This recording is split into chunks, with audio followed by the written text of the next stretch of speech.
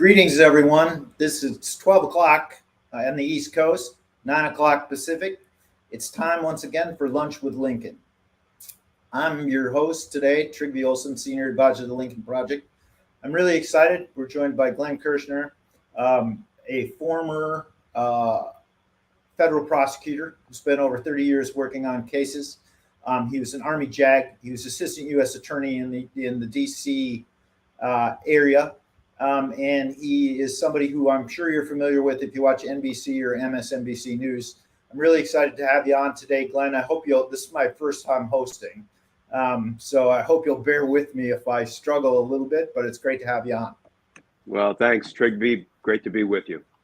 So I want to start off talking a little bit about what we saw with the January 6th committee and how you see that process both unfolding and then the news that they are going to hold additional hearings come September and what you think that means in terms of what's happening behind the scenes in the process.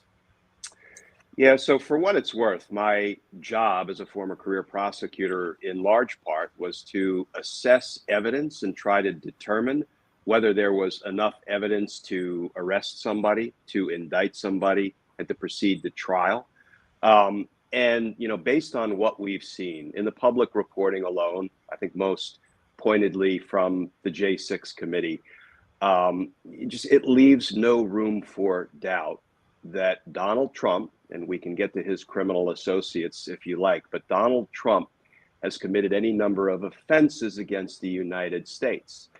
For openers, we have a federal judge in California, David Carter, who has already ruled by a preponderance of the evidence after some litigation about whether John Eastman, one of Trump's treasonous lawyers, should be allowed to bury his emails and his communications with Trump. Judge David Carter ruled, no, he doesn't get to hide that from the J6 committee or the American people because he was involved in a criminal conspiracy with Donald Trump, and therefore the crime fraud exception to the attorney-client privilege yields. It goes away. It evaporates. Judge Carter ruled by a preponderance of the evidence, which is an important standard in the criminal law, that Donald Trump and John Eastman committed 2 federal felonies.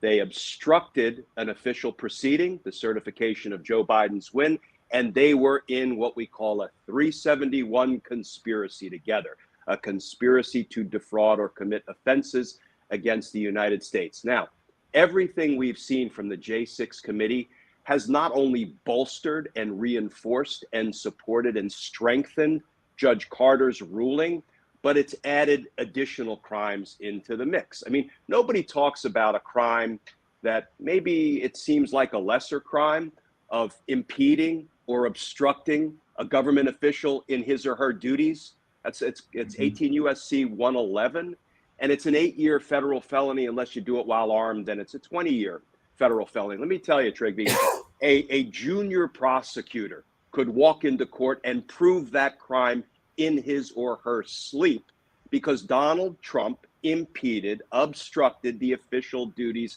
of Mike Pence. Now, we could go on and on. We could talk about inciting an insurrection, inciting an armed riot, which is a slightly different charge. We can certainly talk about treason, and I love talking about treason because Donald Trump's conduct fits the statutory elements of treason. But you can only convict and imprison a man for but one lifetime. So it's time for the Department of Justice to get off the dime, to engage in some overt law enforcement activity and start to hold these folk accountable for their crimes. So what do you think is going on within DOJ that's causing them to have to pause on this? Because I think anybody who watched 1/6 and has watched what's happened subsequently, you've had a lot of people who are going to jail who were in the Capitol for various offenses, right? But at the end of the day, if the rule of law is going to work on sort of a big picture level, those who caused it to happen have to be equally accountable in the same way that those who executed it. What is the holdup within the process that seems to be broken here, because it seems as though there's one set of rule, and this may be part of the underlying grievance, ironically, of those who showed up at the Capitol. There seems to be one set of rules for those people who are the frontline shock troops, if you will, and went into the Capitol, some of whom probably thought that what they were doing was well-intentioned, probably many of them, even though that, if they'd have thought about it, it was illegal. What's causing this? Yeah, so nobody knows exactly except the folks inside the Department of Justice. I can give you my informed opinion from being inside the Department of Justice for decades as a federal prosecutor. There were many times when I had to fight my own chain of command, figuratively speaking, to bring novel cases, to bring cases that involved taking a maiden legal voyage, something with no direct precedent supporting what I wanted to do. But I believed it was a righteous case.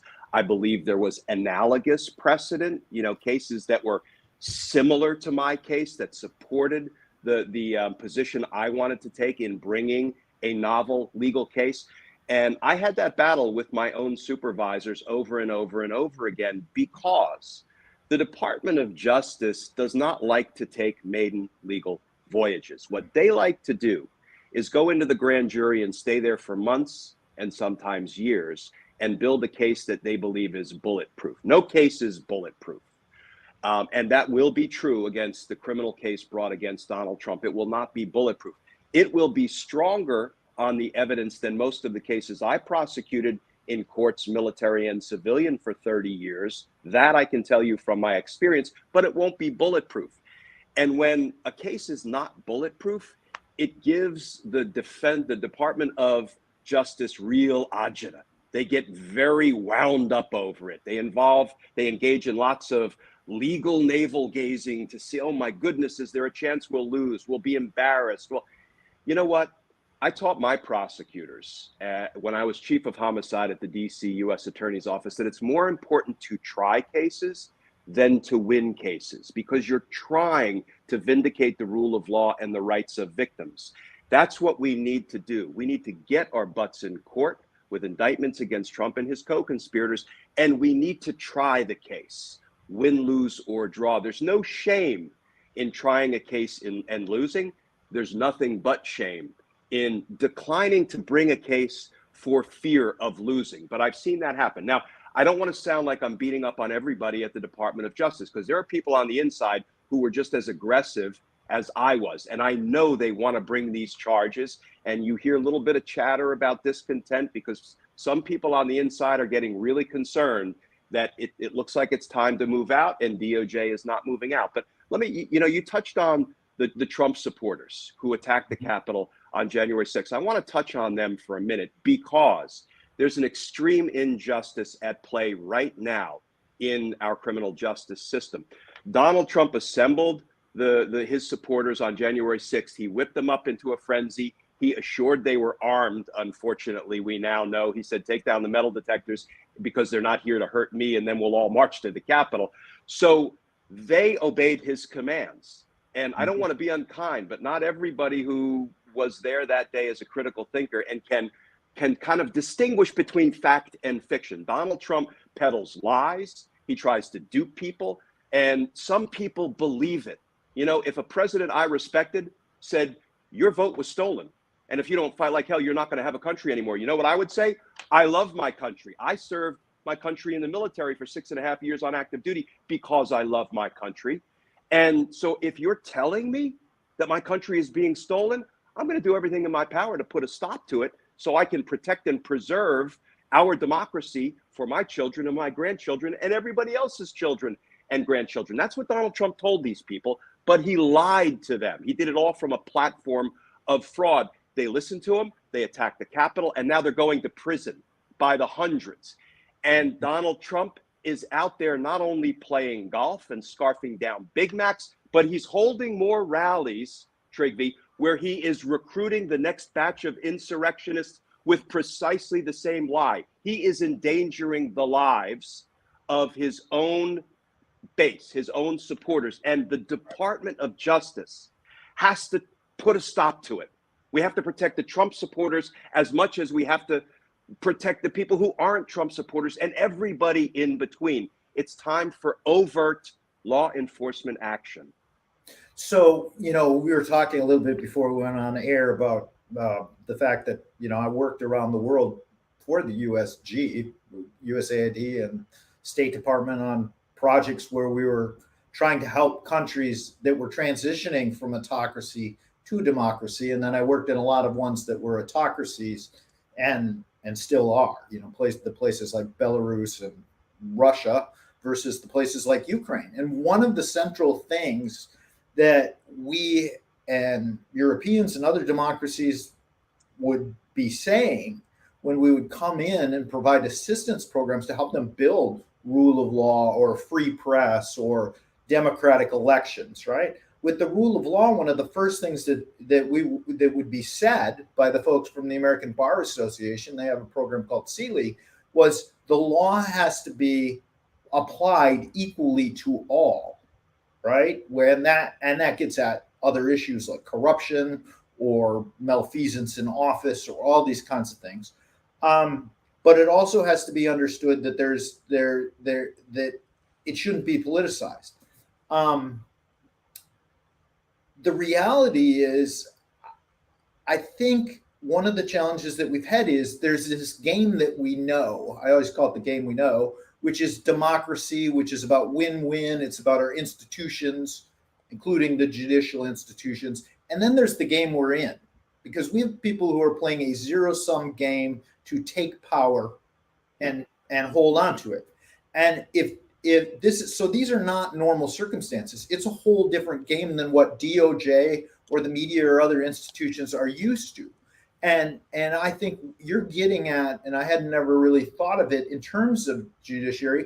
Part of the problem is that they're busy thinking about this in the game that they know, which would be the normal environment. That isn't the game that Donald Trump's playing. Donald Trump is about taking power and his forces and then not ever relinquishing it. And yeah. I guess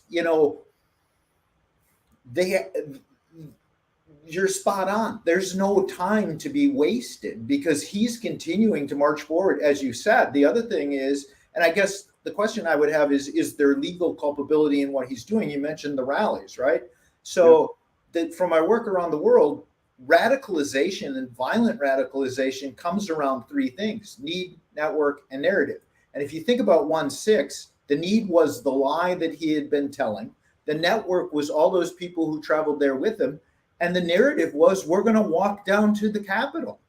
Is there anything within our system, because that's not something that usually happens in the United States, it happens in other places, but is there anything within the system that gets at this? Because this is much more like domestic terrorism than anything else, but it's domestic terrorism that's been perpetrated literally by the most powerful person in the United States against the United States. I don't know how they don't see that. I like that you refer to it as a game, because boiled down to its essence, here's where we are. A game only works. It can only be played appropriately if both sides are playing by the same rules. Correct. When one side ignores and violates the rules, the other side has two options.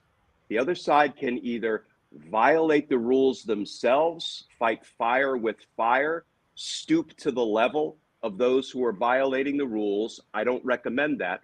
Or the side that's obeying the rules, the side that's violating the rules accountable for violating the rules. Right. That is what it all boils down to.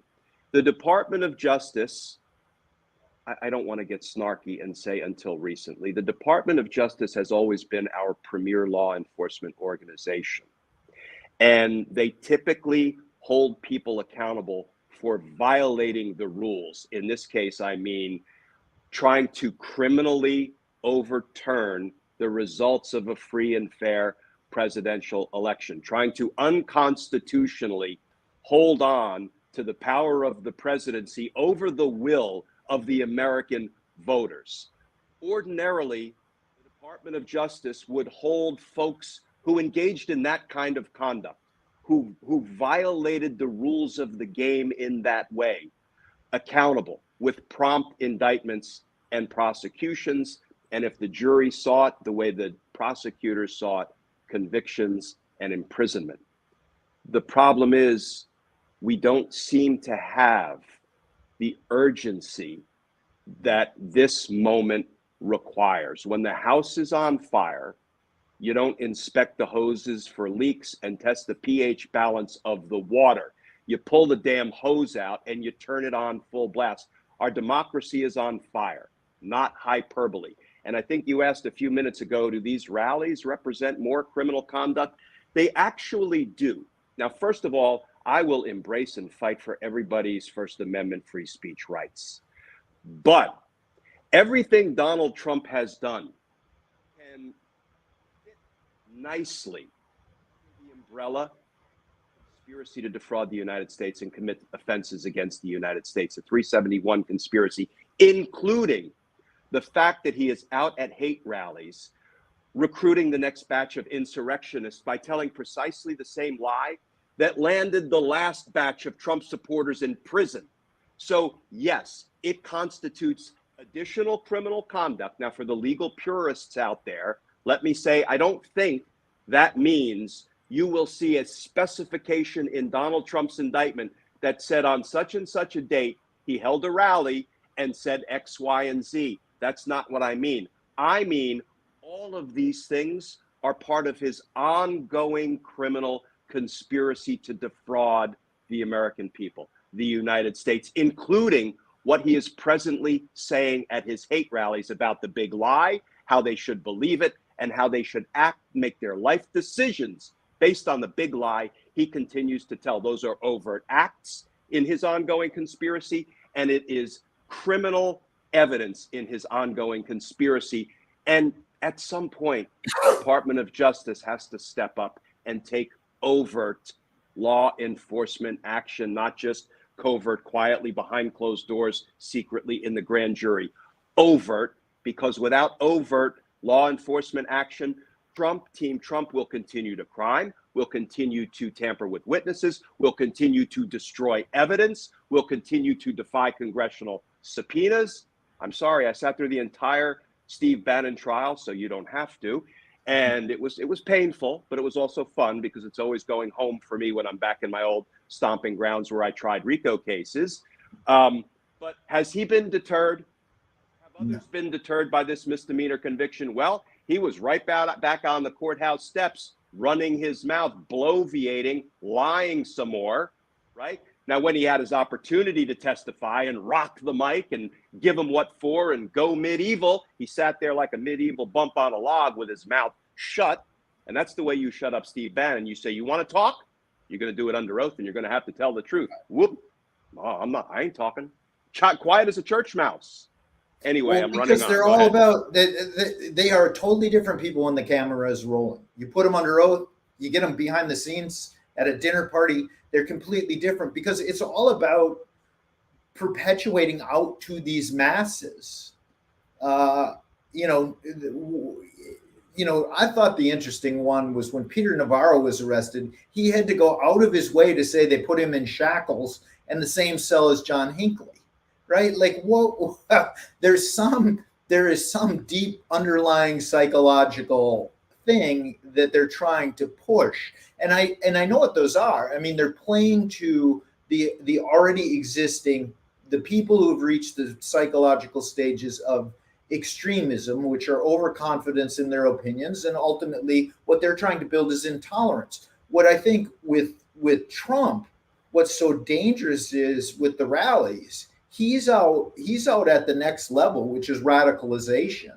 And then it's flip the switch with narrative when you need violence, right? And you're getting to that point. If Donald Trump is allowed to get away with this, what in essence happens is the rule of law is out the door. And I think about this, I mean, I would be interested in your opinion. If this were any other country than the United States, if this were happening in some other country, 1/6 had happened, and there wasn't the accountability. Can you imagine what the State Department, Freedom House, Sealy, all these international organizations, the Freedom and Democracy Report from State Department, it would be lighting up the fact that, whatever the name of the country is, United States' stand hadn't been holding this accountable. The U.S. ambassador would be in at the Ministry of Justice every single day. And yet, and that's the next, it exposes a hypocrisy to some degree that we don't even do what we've been telling everybody else that they have to do.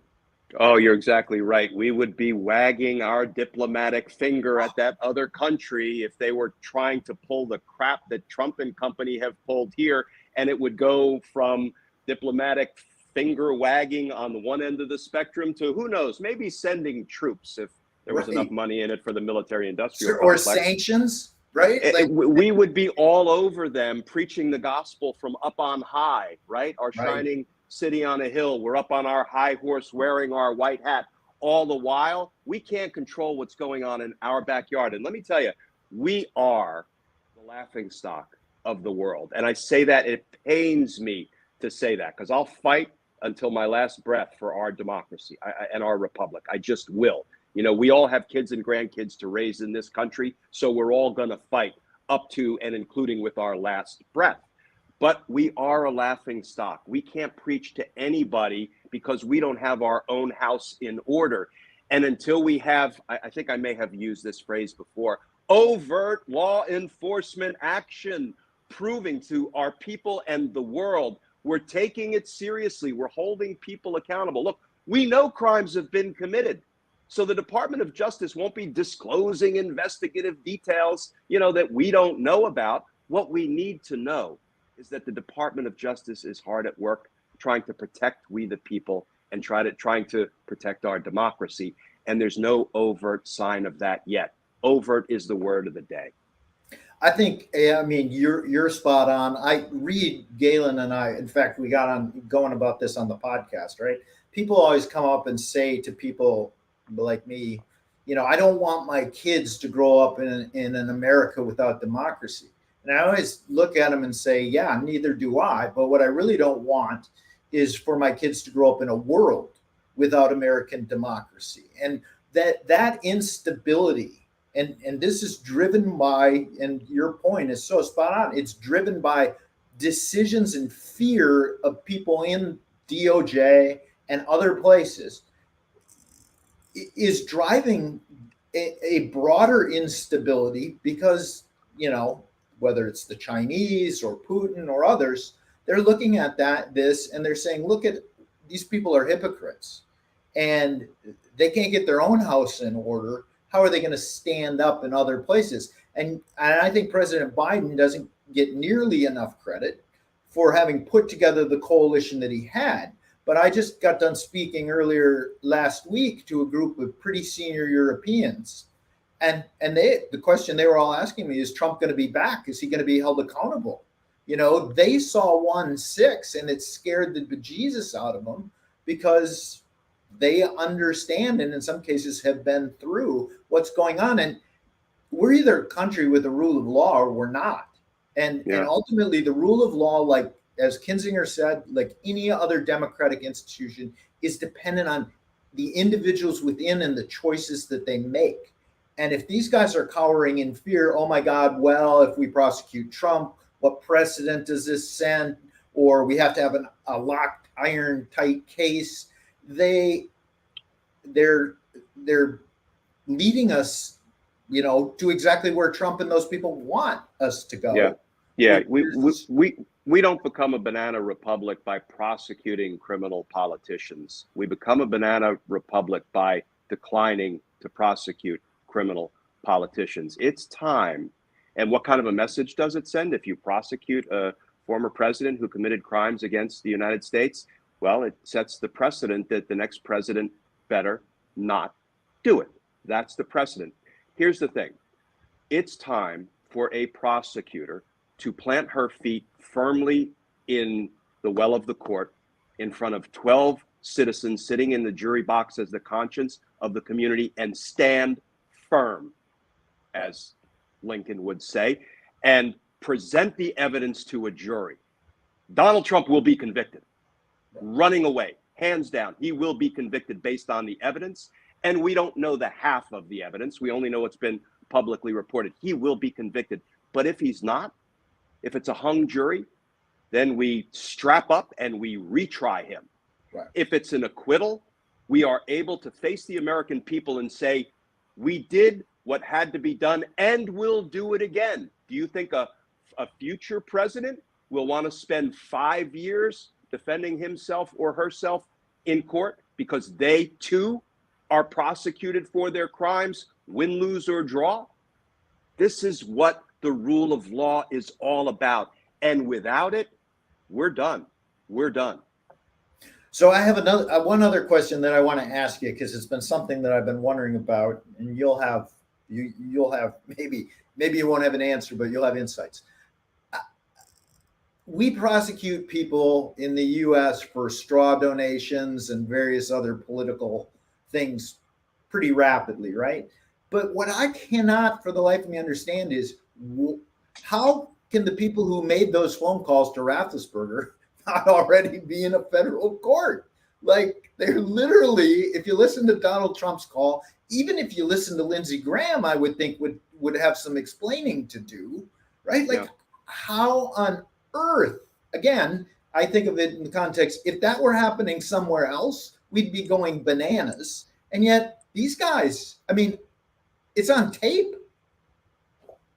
I don't know. It's so unsettling for me. I spent more than 30 years enforcing the laws of the nation and supporting and defending the Constitution and protecting the rights of defendants, first and foremost, because if you don't play by the rules as a prosecutor, if you don't honor the rights of the defendant, the statutory rights, the regulatory rights, and the constitutional rights, then the system doesn't work.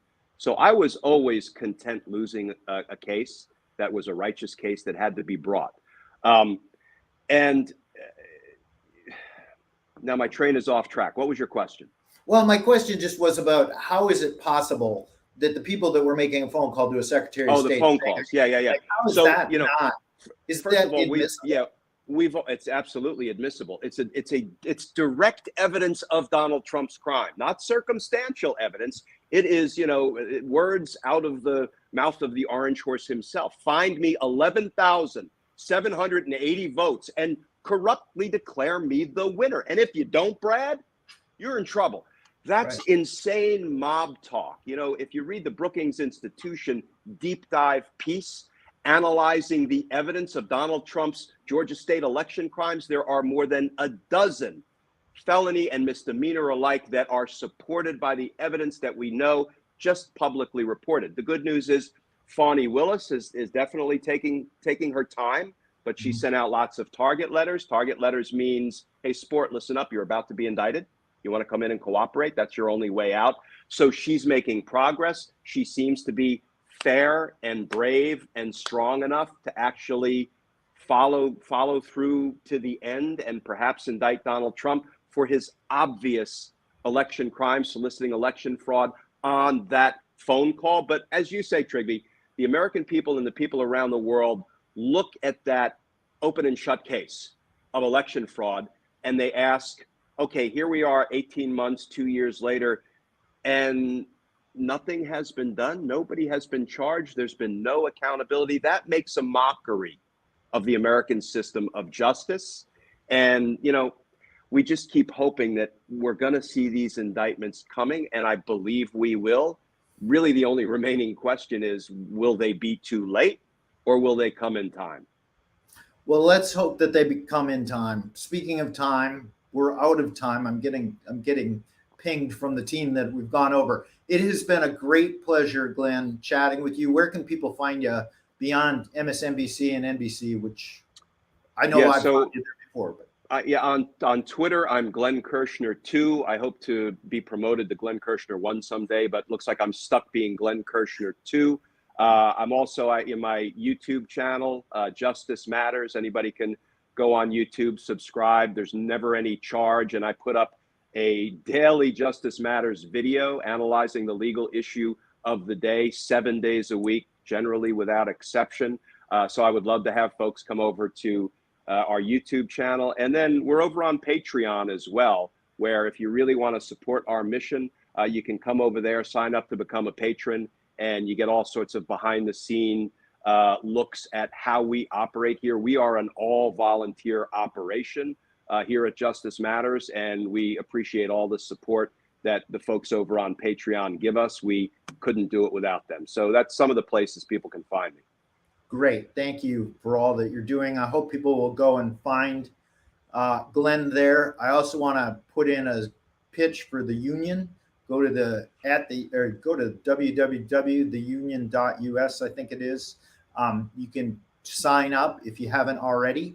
Obviously, we at the Lincoln Project appreciate all of you who sign in, and I'm going to give you a sneak peek to end this of our new ad that we've just put together. So we'll sign off. Thanks for having me. I think Reed's back next time. If not, it will be Jeff Timmer. Or if neither of them can make it, I'm more than happy to do this again. Glenn, I hope we have you back, and I certainly hope you and I can stay in touch, because this has been fascinating. Thanks, Trygve. Thank you, everyone, and here's our ad. He was elected overwhelmingly at a dark time. Years of chaos, hate, our politics used as a wedge to divide, not a common cause to unite. Democracy attacked. Joe Biden stepped forward as president for every American.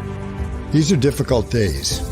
Years of pandemic, war in Europe driving world energy prices up, a radical Supreme Court majority, the Republican Party embracing autocracy, rejecting any positive change. There are no easy answers, no quick fixes. But in just 18 months, President Biden is making our lives better. A record 6.6 million jobs added in the first year. 600,000 manufacturing jobs. Unemployment at a historic low. Wages rising at a record pace. After years of Republican failure, President Biden is rebuilding America's infrastructure. We've stared into the abyss of insurrection and autocracy. Thousands of jobs, 90% no college degree needed. And we, the people, did not flinch. President Joe Biden. It's never, ever, ever been a good bet to bet against America. He's working for America. And it still isn't.